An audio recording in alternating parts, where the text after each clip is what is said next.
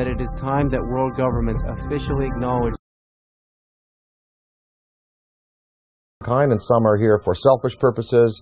Maybe these abductions, even though they're done in a objective but biological way, like we dissect frogs, maybe they're doing it just for fun and for sport. I mean, I don't know. I think probably that that the fear could be justified in some senses. Anne Druffel has written this book about how to prevent being abducted.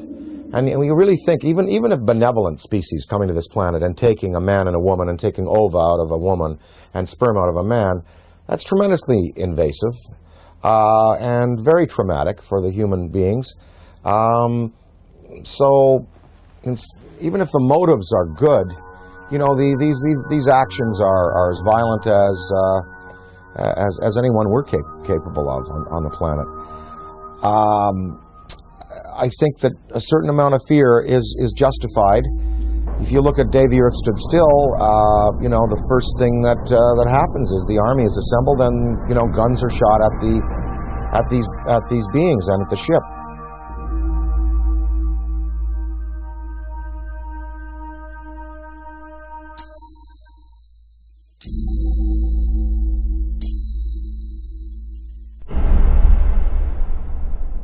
I addressed the question to Dick Cheney because I say the most important question to put to any high-ranking official is not what do you think about UFOs or have you seen one. The most important question is, have you ever been briefed on the subject? Did someone walk in your office and tell you what's going on? Because if someone walks into the president's office or some high-ranking official and briefs him on the subject of UFOs, it is for real. It's not imaginary, as the government has been saying for 60 years. So I asked Mr. Cheney, this is 3 months after he became vice president, I asked him on the air, and this is still on Diane Ream's archives, Mr. Cheney, in all your jobs in government, have you ever been briefed on the subject of UFOs? And if so, when was it and what were you told?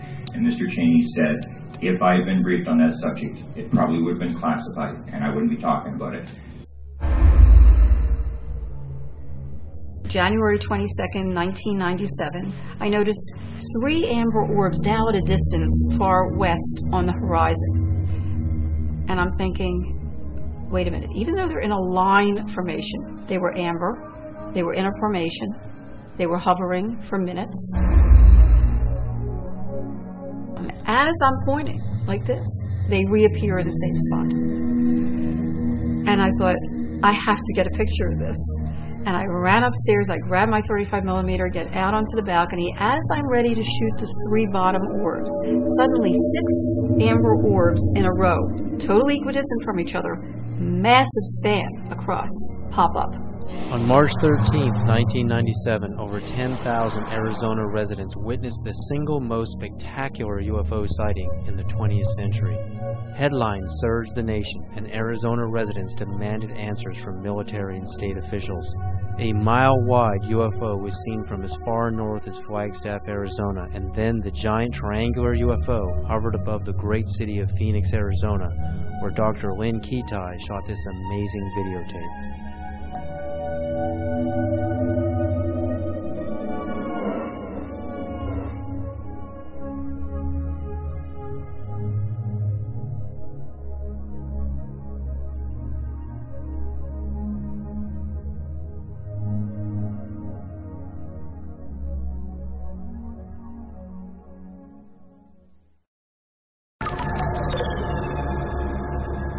When we go out into space and we're exploring the cosmos out there and we're looking for signs of extraterrestrial life, what kind of a communication are we going to send out? I mean, if Dan Aykroyd was the ambassador, if you were the ambassador for Earth, what message would you teletype to ET? If I were to speak for mankind to these beings that were coming here, I guess what I would say is, let's go to some neutral place. Let's have a meeting with scientists from all around the world leaders. Let's sit down and basically have a sort of a forum with you, the extraterrestrial or extra-dimensional beings. Let's sit down and kind of get to know each other. And you know, human instinct is pretty good, and I think, you know, it would almost like be a sort of a G8 style kind of summit with world leaders, scientific leaders, and these beings, and you'd sit down with them, and, you know, after about a week, or even a couple of days, or maybe a few hours, you would really sort of get a sense of what they're up to. But of course, you know, childhood's end, Arthur C. Clarke's great story, it looked like these beings were benevolent, even though they had a malevolent appearance, and in the end we find out that they meant no good for our planet. So I think it's important that some branches of the military and police be briefed on these in a very real sense, and be told, you know, they are real, people are being abducted, there is mind control in play here, and that we do have to be vigilant. Now, if we knew that there was a purely benevolent race, like if something happened in Iraq where all of the electronics went out in the American military and all of the insurgents' rifles jammed, or we saw all of the polluted waters in North Carolina from the pig farming completely healed overnight, and different signs like this, then we would know we're dealing with a benevolent species, and then we could really be open and welcome. But then again, we would have to be cautious, because beings with that much power could give the impression that they're here to help when really they're not. So the verdict is out on all this. We just don't know which ones are benevolent, which ones are malevolent, and the degree to which they're going to continue interacting with our planet. But what would really help is if the United States military and police and government open it up to their staffs and say, look, this is something we really do have to consider, because, you know, maybe the defense, the survival of our species could well be at stake. If you look at the history, you know, from, say, Ken Arnold's first sighting in '47, going back to the Bible, Ezekiel's wheel, going back to the medieval manifestations of little saucers and UFOs, that painting of the Madonna that's very famous, in which it appears, up to now, there have been no mass murders by these beings. There's been no mass destruction of cities, but hundreds of thousands of people have been taken out of their lives, subjected to surgical experimentation, released back into the population, and are suffering trauma today for it. That is not good.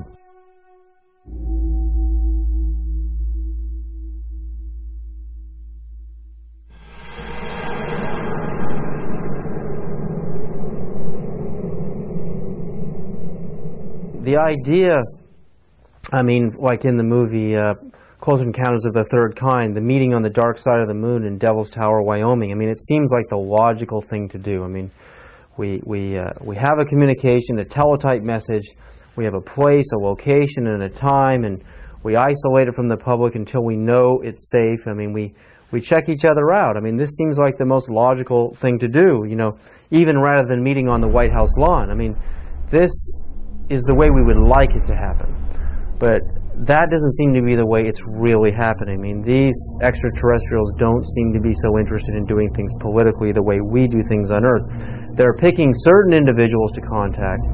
They are zeroing in on those individuals.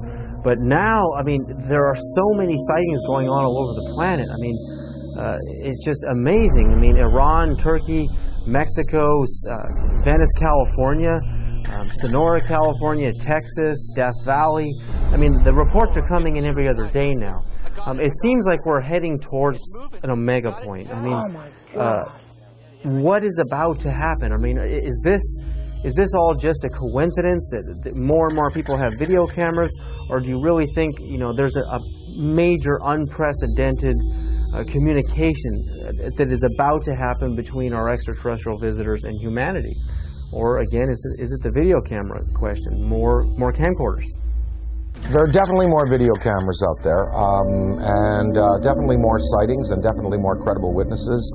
You know, the biggest thing in ufology in the 60s was Herb Shermer, the Nebraska Highway Patrolman, who was at the Ashland Oil tank farm out there in Nebraska, and he writes in his diary, you know, saw flying saucer, and then under hypnosis, Turned out that he was taken aboard and informed of their intentions. Barney and Betty Hill. I mean, these were the key cases. Shermer,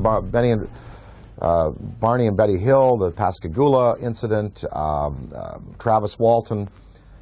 Now there are hundreds of cases like this, and I think that because it's in the consciousness, because we have, you know, a poll saying basically half of the world believes and half doesn't. We're reaching a point where, as Stephen Bassett talks about his time clock, it's like the nuclear time clock that we had in the 50s before we blew the world, before we blew the world up. The theory that once the hands got to midnight, that's when all the nuclear weapons in the world would be discharged. Well, we've stopped that nuclear clock, thankfully. But as far as the UFO clock, he says we're 1 minute to midnight now.